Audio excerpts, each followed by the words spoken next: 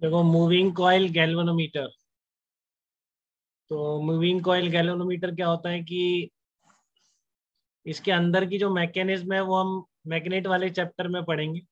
ठीक है ना, कि क्या इसमें दो टर्मिनल है, आपको जिस मान लो ये वायर जा रहा था सीधा, आपको इस वायर में डिटेक्ट करनी थी करंट। ठीक है, कितनी आ रही है करंट। तो आप क्या करोगे, वहां पे वायर के बीच में एक टर्मिनल से इसको कनेक्ट कर देते हो, दूसरे से इसको कनेक्ट कर देते हो। ठीक है, तो जब ये करंट इसके अंदर जाता है तो इसमें एक पॉइंटर लगा होता है, वो पॉइंटर रोटेट करता है इस स्केल पर। ठीक है, जैसे ये पॉइंटर था। ठीक है, अब आपने करंट इसमें फ्लो कराया तो ये पॉइंटर क्या होगा, इस सर्कुलर स्केल पर रोटेट करेगा। ठीक है ना, ये पॉइंटर क्या करेगा, इस सर्कुलर स्केल पर रोटेट करेगा। तो current enters and pointer deflects. तो कैसे रोटेट करेगा वो सब भी हम देख लेंगे मैग्नेटिज्म जब पढ़ेंगे। अभी जस्ट आपको ये ध्यान रखना है कि करंट चलता है तो ये पॉइंटर इस स्केल पर मूव करेगा। ठीक है, जितना ज्यादा करंट होगा उतना ज्यादा ये स्केल पर, उतना ही ज्यादा इस ओरिजिनल पोजीशन, जिसको आप एक तरह से जीरो बोल सकते हैं। ठीक है, जितना ज्यादा करंट इसमें से पास होगा ये पॉइंटर उतना ज्यादा डिफ्लेक्ट करेगा। ठीक है ना, मान लो अभी ये दो डिवीजन डिफ्लेक्ट किया आपने, करंट बढ़ा दिया तो दो डिवीजन की जगह चार डिवीजन जाएगा। ठीक है, और करंट बढ़ा दिया तो फाइनली ये इस पोजीशन में आ जाएगा। ठीक है ना, फाइनल पोजीशन क्या हो जाएगी इस पॉइंटर की, इस पोजीशन में आ जाएगा मान लो। ठीक है, तो ये पहले इस पोजीशन में था, अब फाइनली यहाँ तक आ गया। तो ऐसा जिस करंट की वैल्यू पर होगा वो क्या कहलाएगा, उसका नाम है current required for maximum deflection. ठीक है ना, क्या बोलेंगे उसको, current required from maximum deflection. उसको आईजी से डिनोट करेंगे कि पहले पॉइंटर ऐसा था, फिर जो आईजी करंट अगर जाएगी तो ऐसा हो जाएगा। ठीक है, तो ये पैरामीटर फिक्स रहेगा। आप इससे ज्यादा करंट इसमें से पास करेंगे तो कोई फायदा नहीं होगा, ये डैमेज ही हो सकता है और मेजर करके नहीं देगा आप, क्योंकि मैक्सिमम जितना ही डिफ्लेक्ट हो सकता था हो गया उतना। अब आगे इसका ये तो डायरेक्शन है, मान लो ऐसे होता है, जनरली ऐसा होता है, कोई स्ट्रिक्टली नहीं है। इधर 0 1 2 3, इधर से भी 1 2 3 ऐसे ही होता है। तो इधर से जब करंट जा रहा होगा तो उस डायरेक्शन पॉइंटर अपोजिट डायरेक्शन में डिफ्लेक्ट होगा।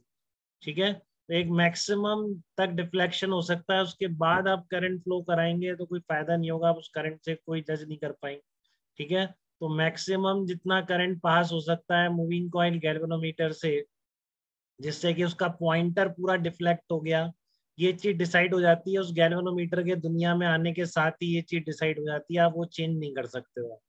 ठीक है ना, आप वो चेंज नहीं कर सकते। उसकी मैन्युफैक्चरिंग से डिसाइड होने वाली दो चीजें हैं, एक तो ये current required from maximum deflection, कि शुरू में यहाँ पे था करंट फ्लो करेगा तो किस करंट की वैल्यू पर ये पूरा डिफ्लेक्ट हो जाएगा। ठीक है ना, वो आपका क्या कहलाता है, current required from maximum deflection कहलाता है। और दूसरा ये जो चीज फिक्स हो जाती है वो है रेजिस्टेंस ऑफ गैल्वेनोमीटर कॉइल, कि ये जो कॉइल है इसके अंदर एक, जिसमें से करंट पास होता है। ठीक है ना, उस कॉइल का रेजिस्टेंस फिक्स होता है, जिसको हम क्या बोलेंगे, रेजिस्टेंस ऑफ गैल्वेनोमीटर कॉइल। तो ये दो चीजें फिक्स हो चुकी हैं आपका गैल्वेनोमीटर दुनिया में आने के साथ साथ ही। ठीक है ना, फंडा बहुत सिंपल है, करंट जाएगा, पॉइंटर डिफ्लेक्ट होगा, एक सर्कुलर स्केल पर चलेगा, जितना ज्यादा करंट चलेगा उतना ज्यादा डिफ्लेक्ट होगा। बट एक लिमिट है, उस लिमिट के बाद कितना भी करंट चला लो और डिफ्लेक्ट नहीं होगा, तो वो क्या कहलाती है, आईजी कहलाती है। और जो रेजिस्टेंस है इस कॉइल में, उसका जो रेजिस्टेंस है वो कहलाएगा रेजिस्टेंस ऑफ गैल्वेनोमीटर। ठीक है, तो अब आपको सीखना है कि चलो ठीक है, इस तरह का गैल्वेनोमीटर मिल गया आपको, कि आपका एक प्रोपोर्शनलिटी यहाँ पर एस्टेब्लिश हो गई है, जितना ज्यादा करंट उतना ज्यादा डिफ्लेक्शन। ठीक है, तो आप इससे करंट कैसे मेजर करने के लिए इसको कैसे यूज करेंगे, ये जो डिवीजन बना दी, मान लो 5 डिविजन्स बना दिया आपने। ठीक है, तो अब आपको मान लो दो डिवीजन मूव करा है, डिफ्लेक्शन दो डिवीजन का हुआ है, तो आप दो डिवीजन से कितने एम्पियर करंट बताएंगे, ये कैसे डिसाइड करेंगे, तो बहुत सिंपल है। लेट से देयर आर एन डिवीजन, ये कितने भी बना सकते हो, आपकी मर्जी है मैन्युफैक्चरर की, जितने उसने डिवीजन करना चाहे। ठीक है ना, ये उस मैन्युफैक्चरर की मर्जी है कि वो सर्कुलर स्केल्स में कितने डिवीजन बनाना चाह रहा है। ठीक है, तो मान लो उसने एन डिवीजन बनाए, तो एन डिवीजन का मतलब आईजी है। ठीक है ना, एन डिविजन का मतलब क्या है, ये तो सिंगल डिवीजन कितना होगा, आई जी बाई एन। ठीक है, सिंगल डिवीजन कितना हो जाएगा, आई जी बाई एन। तो सिंगल डिवीजन जितना मेजर करता है वो क्या कहलाती है, लीस्ट काउंट कहलाती है। बताइए अयान, कोई डाउट तो नहीं है बेटा यहाँ तक आपको। सर। ओके, तो आपने जितना इस पे डिविजन बनाएंगे, मान लो एन डिविजन है, तो एन डिविजन कितना आईजी, तो यूनिट डिवीजन कितना होगा आईजी भाई है। देख लो कितने डिवीजन डिफ्लेक्ट हुआ है, उससे मल्टीप्लाई कर दो इस लीस्ट काउंट। ठीक है, तो ये लीस्ट काउंट हो गई। रेंज कितनी हो जाएगी, आईजी हो जाएगी। Let deflection is two division, तो रीडिंग क्या बोली जाएगी, 2 × IG/n है। तो ये बहुत सिंपल सी बात थी, ऐसा हम किसी भी तरह से मेजर कर सकते हैं। कोई ऐसी प्रोपोर्शनल चीज मिल जाए कि करंट के साथ उसका डिफ्लेक्शन इतना है, तो ये बहुत सिंपल प्रोसेस लग रही होगी आपको। ठीक है, कि वो करंट के सर जिस पे हमेशा रीडिंग पे आके रुकेगी? नहीं, मैं समझा नहीं, दोबारा बोलिए। बीच में आके नहीं रुक सकती इन पॉइंट्स से? इन डिविजन्स के बीच में? हाँ। ये बताइए, क्वेश्चन करना चाहिए आपको। इनमें रीडिंग। इनके बीच में और डिविजन्स होंगे बेटा, इसमें क्या है?